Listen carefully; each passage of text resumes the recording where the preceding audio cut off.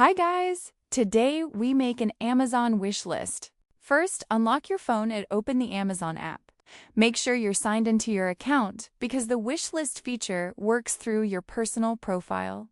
Once the app opens, you'll land on the home page where all shopping options appear. Now we'll move to the profile section. Now look at the bottom section and tap the profile icon next to the home icon. This area contains your orders, account settings, and saved lists. It's basically your personal control section inside Amazon. So tap it once and continue with me.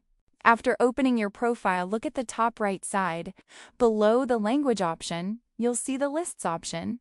Tap on it because this is where Amazon lets you create wish lists and saved collections. Honestly, this feature is great for future shopping plans. Now, in the Lists section, look at the top right corner. You'll see a plus icon, so tap on it. This button allows you to create a brand new list instantly. We're now just one step away from making the wish list. After tapping the plus icon, a box will appear asking for a list name. Now, type any name you like, such as My Wish List, Birthday Gifts, or Future Shopping. Choose a clear name so you can easily find it later.